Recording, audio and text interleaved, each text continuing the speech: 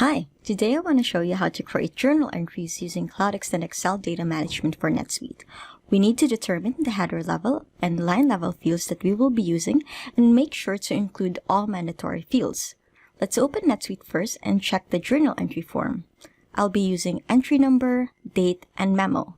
Custom form is showing mandatory, but this is defaulted to the preferred form setup in NetSuite, so I'll skip that.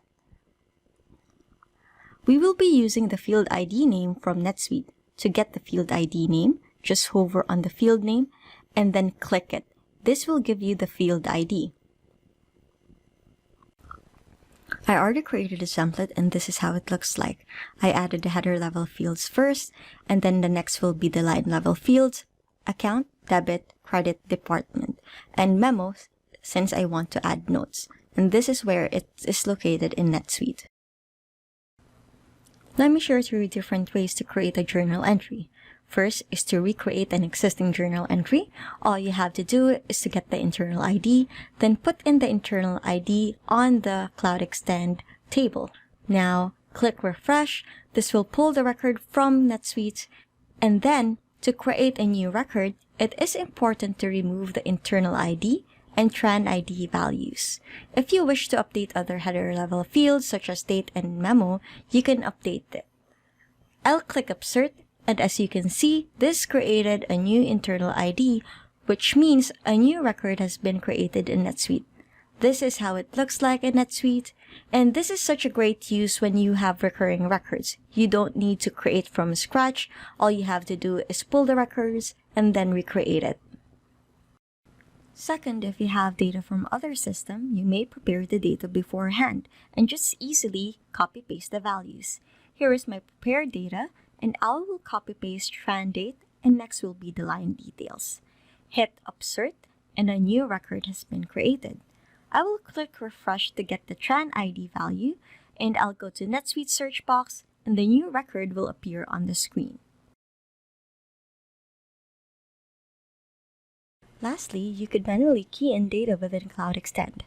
Type the data within the cell and make sure to populate all the necessary fields. I want to create one record with 4 line items.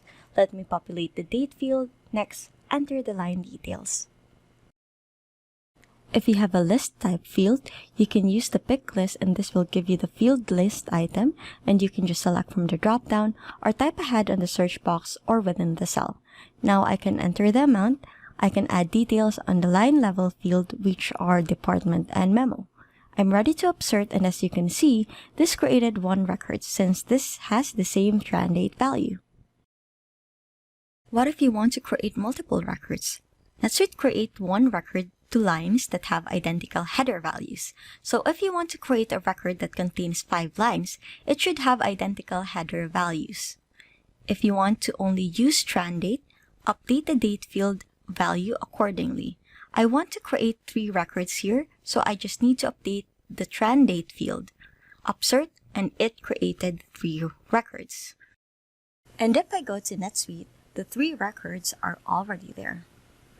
If you like the same tran date value, but want to create multiple records, add another header field that you can use to make the header values unique. For this example, I will use tran date and memo.